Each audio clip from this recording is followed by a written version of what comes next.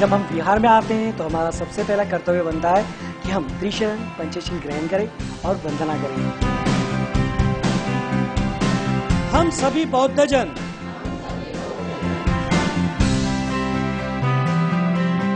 अपना विहार अपनी आवाज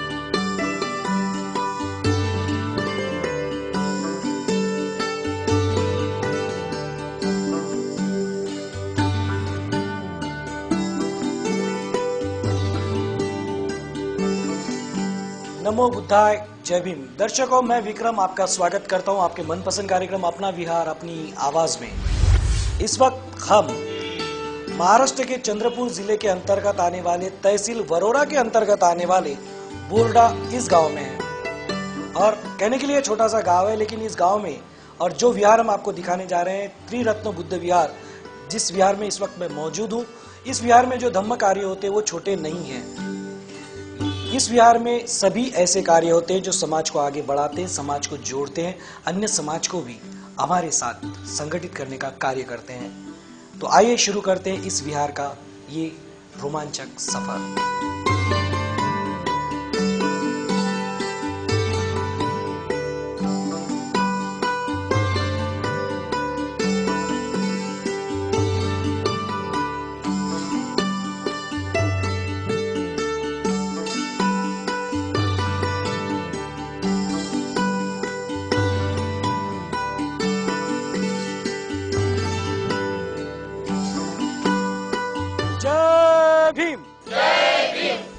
दर्शकों, अब वक्त हो चला है त्रिशरण पंचशील ग्रहण करने का।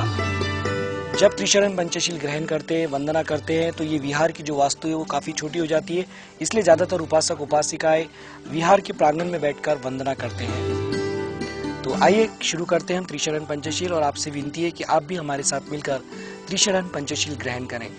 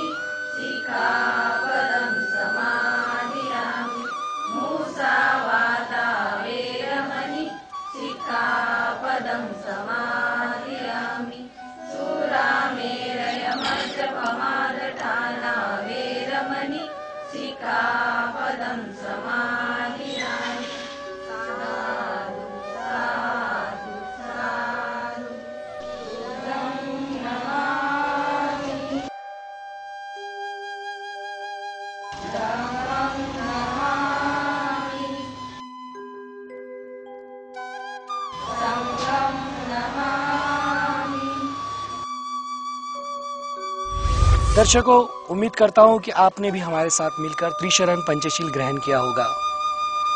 आप भी वाकई में सुकून महसूस कर रहे होंगे। अब वक्त है विहार को और अधिक बेहतर तरीके से जानने का। तो आइए विहार के उपासक उपासिकाएं और समिति वालों से हम जानते हैं कि विहार की स्थापना कैसे हुई, किस तरह कार्य कर रहा है और किस तरह का कार्य अभी किया जाना बाकी है। 1980 पासून आम्ही इथं या विहारात इथं झेंडा अगोदर सर्वात अगोदर झेंडा स्थापन केला।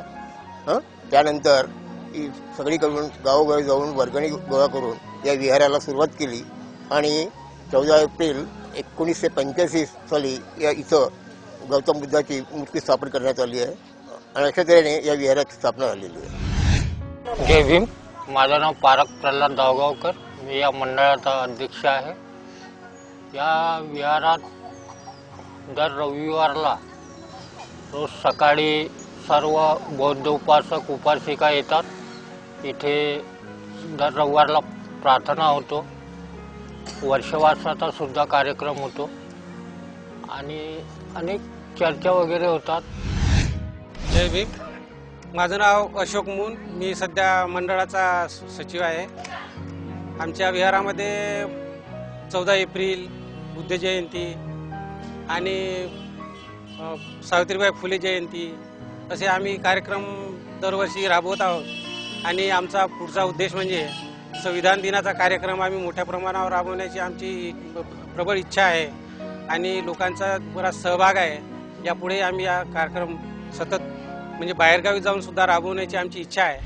तो दर्शकों, विहार समिति से हमने जाना किस तरह से विहार की स्थापना हुई, किस तरह से कार्य करा और किस तरह का कार्य अभी किया जाना बाकी है। और अब वक्त है छोटे से ब्रेक का, लेकिन ब्रेक के उस पार भीम का दीवाना, बोध कथा और भी बहुत कुछ आपका कर रहा है इंतजार। तो बने रहे आवाज इंडिया टीवी के साथ और देखते रहे अपना विहार अपनी आवाज। गरीबी जरी त्या संसारात होती, रमाची बिमाला तरी साथ होती। फायर बॉलर सबने अपना सर पकड़ा है।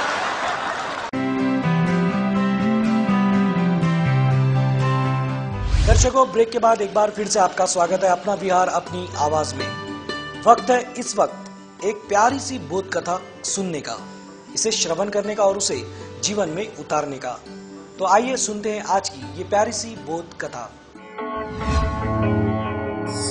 दर्शकों, आज की बोध कथा हमने एक धोबी और उसके गधे से ली है। आप सोच रहे होंगे कि किस तरह की कथा होगी, तो आइए सुनाते हैं कथा और आप भी सुनिए। एक धोबी और एक गधा साथ में सालों से रहते थे और दोनों में एक भावनिक रिश्ता सा जुड़ गया था।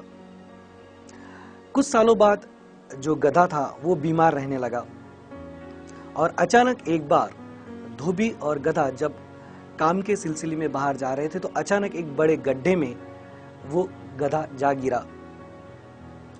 उसने खूब प्रयास किया बाहर निकलने का और धोबी ने भी अथक प्रयास किया उसे बाहर निकालने का, लेकिन जब उसे लगा कि अब कुछ नहीं हो सकता तो धोबी ने सोचा वैसे भी अभी आजकल बीमार रहता है और इसकी जरूरत भी अब खत्म सी हो गई है, तो क्यों ना इसे फिर यहाँ पर ही मिट्टी में दफना दिया जाए।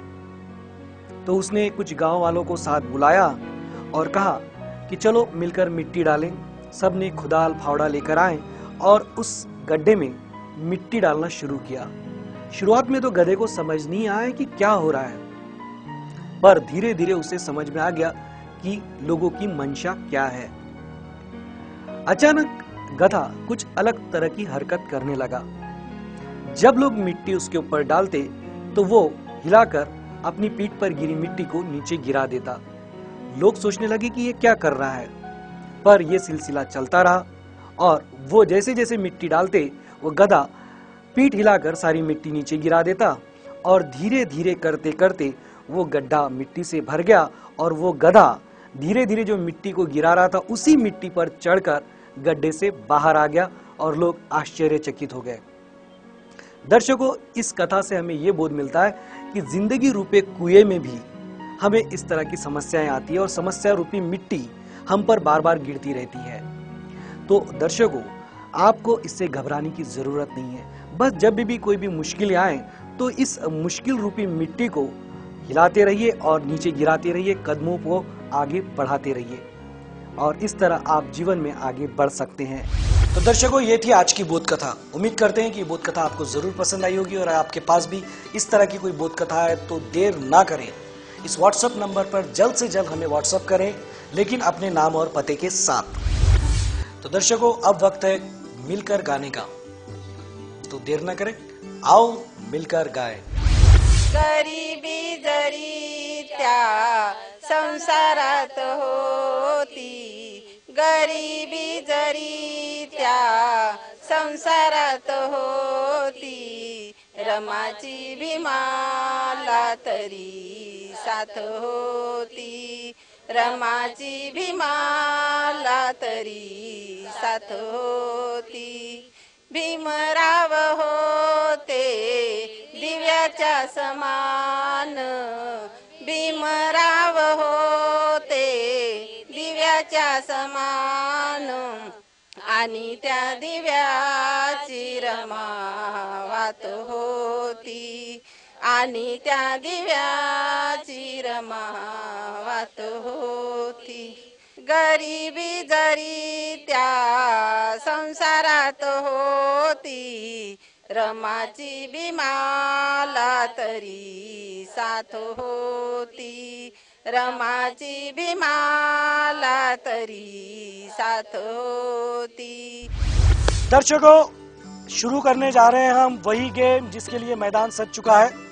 गिनी चुनी महिलाएं हैं इस वक्त, उपासिका ही मेरे साथ में जो गेम खेलने के लिए मानसिकता वाले हैं कि भाई हम चलो खेल के देखते क्या है। तो क्योंकि यहाँ पर दिखता जरूर है आवाज इंडिया टीवी, लेकिन ये उपासक उपासिकाएं बहुत कम देखते हैं, तो अब आज के बाद ये जरूर देखेंगे, हमें पता है। तो दर्शकों, गेम का नाम है भीम का दीवाना। जी हाँ, भीम का दीवाना। इसके पहले कि हम गेम शुरू करें, मैं गेम के रूल एक बार आपको फटाफट बता दूं, याद दिला दूं। हाथ, पैर, नाक, कान, सर, इसमें से एक पार्ट को छूना है जय भीम जय भीम जय भीम जय भीम कहते हुए, मैं जिसे कहूं उसे, और खुद के शरीर के। अब देखना यह है कि इसमें से कौन ये चीज कर पाता है। जैसे मैं कहूं नाक पकड़िए, कान पकड़िए, सर पकड़िए, तो ये जो सबसे पहले कर पाएगा जय भीम बोलते हुए वो विनर होगा। अब देखना ये कि इसमें से कौन होगा। इसके पहले कि गेम शुरू करें, एक बार छोटी सी ट्रायल हम जरूर ले लेंगे। दर्शकों, सर पकड़िए, कान ओके, नीचे। दर्शकों, देखा बहुत हद तक के नॉर्मल है, एक दो गड़बड़ हुई है। अब देखना यह है कि गेम शुरू होने के बाद क्या ये इसी तरह कर पाते हैं या नहीं। और आपका समय शुरू होता है अब।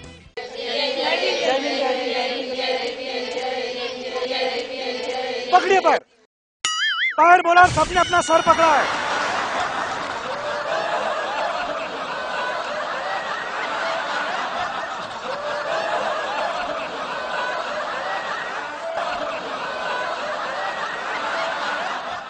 दर्शकों, वो वही हुआ जो हमेशा होता आया है और होता रहेगा। जय भीम के ताल में रहते हैं, इनका जो कहना है, मैं वही कह रहा हूँ कि जब हम जय भीम कहते हैं तो उसमें इतना खो जाते हैं कि हमारे अपने सुध-बुध क्या है हम सब भूल जाते हैं। हमें पता ही नहीं चलता हमारे हाथ कहाँ है, पैर कहाँ है और सर कहाँ है। इन सबसे मैंने पैर पकड़ने के लिए कहा और सबने अपना सर पकड़ लिया। इनकी हंसी रुक नहीं रही है, ये खुद अभी तक के समझ नहीं पा रहे हुआ क्या है। तो दर्शकों, मैं आज भी कहूंगा कि हाँ, मैं हूँ भीम का दीवाना और ये सारे बन गए भीम के दीवाने। अब वक्त है एक छोटे से ब्रेक का, लेकिन ब्रेक पे जाने से पहले आज का सुविचार। मन को ऐसा रखिए कि किसी का बुरा ना हो, दिल को ऐसा रखे कि किसी को दुखी ना करे, और रिश्तों को ऐसा रखे जिसका कोई अंत ना हो। तो आपका और हमारा रिश्ता भी कुछ इसी तरह है जिसका कोई अंत नहीं है, क्योंकि विहारों के साथ हम आपसे जुड़े रहते हैं और जुड़े रहेंगे। तो अभी फिलहाल में वक्त है छोटी सी जुदाई का, लेकिन ब्रेक के बाद फिर से मिलते हैं। बने रहे आवाज इंडिया टीवी के साथ और देखते रहे अपना बिहार अपनी आवाज। ये किस दिन, किस महीने और कौन से साल में स्थापित की गई है, कौन बता सकता है? हम सभी बौद्धजन मिलकर ये शपथ लेते हैं।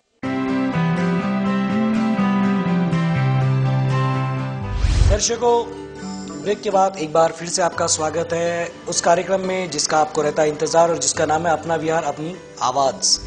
दर्शकों, अब वक्त हो गया है सवाल और जवाब का। हमेशा की तरह मैं भी तैयार हूं और हमारे उपासक उपासिका भी तैयार है सवाल और जवाब के लिए। हमारे सवाल जवाब कुछ अलग तरह के होते हैं, यानी कि इसी विहार में, जिस विहार में आप सालों से आ रहे हैं, उस विहार के बारे में आप लोग कितना जानते हैं, यही जानने का प्रयास हम इस सवाल जवाब के माध्यम से करने जा रहे हैं। जिसमें मेरा पहला सवाल ये है, इस विहार की शुरुआत कौन से वर्ष में हुई थी जब ये कुछ भी नहीं था? वो वर्ष कौन था कि इसकी नींव रखी गई थी, फिर धीरे धीरे ये सब बनकर तैयार हुआ। वो शुरुआत कौन से वर्ष में हुई थी? कौन बता सकता है? सिर्फ हाथ ऊपर कर। एक हाथ ऊपर हुआ है, आइए देखते हैं क्या इन्हें पता है। जय भीम। जय भीम। आपका परिचय दे। दुर्गा रमेश ठाकरे। हाँ जी, बताएं। 1985 ला याचे रजिस्ट्रेशन झालेलं आहे। रजिस्ट्रेशन 85 में हुआ, लेकिन इसकी शुरुआत कब हुई? सुरुवात 1985 ला। चलो ठीक है, मुझे बताया गया है 1980 में हुई है। 80-85 के लगभग ही इसकी शुरुआत हुई। एक बार आप इनके लिए तालियां बजा सकते हैं।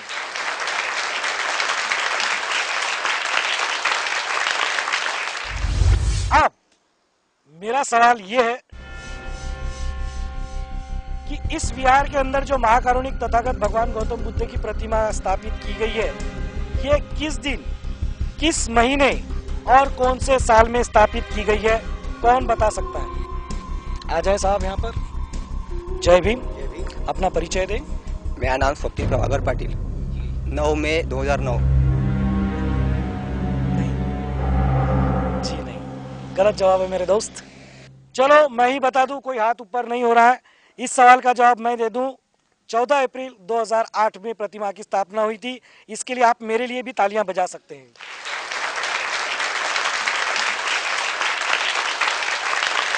अब मेरा अंतिम सवाल यह है, इस विहार परिसर में हमें कुल कितनी जगह पर धम्म चक्र नजर आते हैं? अशोक चक्र जो है कितनी जगह पर हमें नजर आता है? अब मत गिनिए, कुल मिलाकर वो संख्या कौन बता सकता है? मुझे बताएं। आ जाए। जय भीम। आपका परिचय दें। सुरेखा प्रदीप रंगारी। बताए कितने? 4। जी बिल्कुल नहीं। और कोई? पूरे विहार परिसर में अशोक चक्र कितनी जगह पर हमें नजर आता है? बताएं कितने? 5। जी नहीं, वो तो सभी 5-5 कह रहे हैं। दर्शकों, मैं बता दूं, कुल 7 जगहों पर हमें अशोक चक्र नजर आता है। आप फिर से मेरे लिए तालियां बजा लीजिए।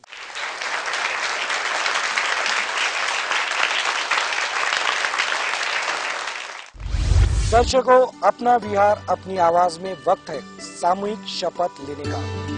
वही शपथ जो हम हर विहार में लेते हैं।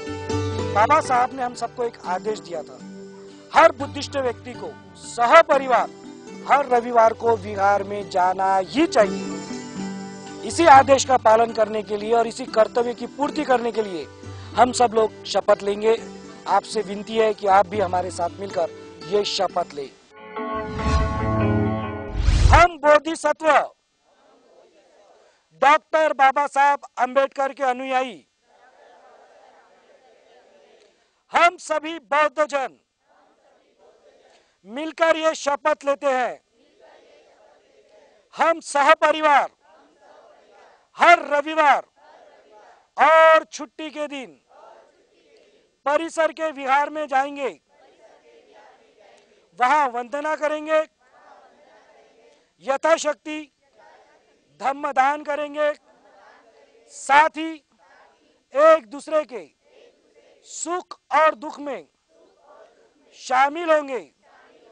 आवाज इंडिया टीवी के माध्यम से हम सब मिलकर ये शपथ ग्रहण करते हैं। नमो बुद्धाय। जय भीम।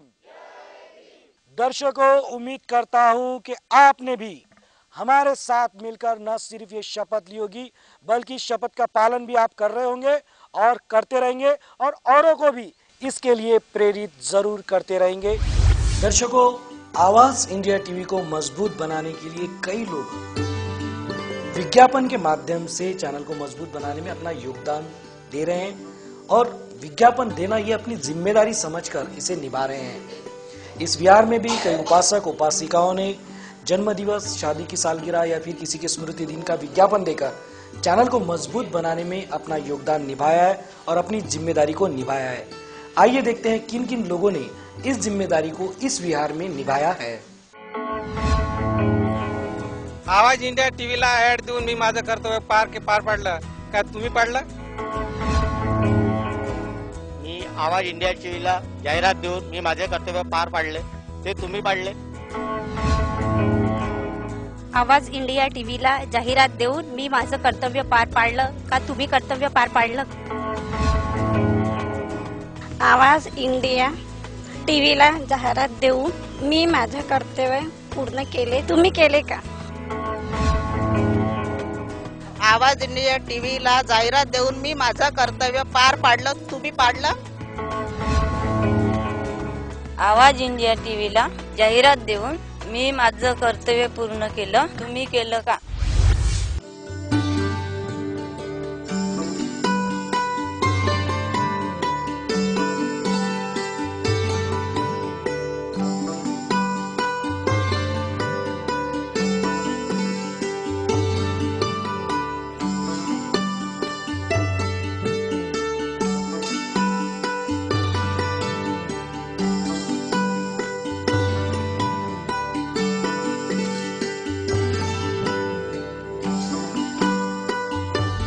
तो दर्शकों, ये था त्रिरत्न बुद्ध विहार जो आता है बोर्डा गांव में, जिसका तहसील है वरोरा और जिला है चंद्रपुर, महाराष्ट्र। उम्मीद करते हैं ये विहार आपको जरूर पसंद आया होगा और आपके दिल में भी ख्याल आ रहा होगा कि काश हमारा विहार भी इस कार्यक्रम का हिस्सा बने। तो ये नीचे जो व्हाट्सएप नंबर चल रहा है, इस पर आप हमें आपके विहार की संपूर्ण जानकारी लिखकर भेज दें, व्हाट्सएप करें। हम कोशिश करेंगे कि आपके विहार को भी दुनिया तक पहुंचाया जाए। आप सारे विहारों का मजा दोबारा ले सकते हैं यूट्यूब पर। आवाज इंडिया टीवी की साइट पर जाएं और अपना विहार अपनी आवाज ये नाम टाइप करें और आपको सारे विहार नजर आ जाएंगे। और इस कार्यक्रम को और अधिक बेहतर बनाने के लिए आपके पास कोई सुझाव है, अच्छी बोध कथाएं, सुविचार हैं, वो भी आप इस व्हाट्सएप नंबर पर हमें भेज सकते हैं और भेजिए। आज के लिए बस इतना ही। मुझे विक्रम को दीजिए इजाजत। कैमरा पर्सन नीलेश जी के साथ फिर मैं आपसे नई जगह पे नए विहार में मुलाकात करने फिर आऊंगा। तो बने रहे आवाज इंडिया टीवी के साथ और देखते रहें, जी हाँ, अपना विहार अपनी आवाज।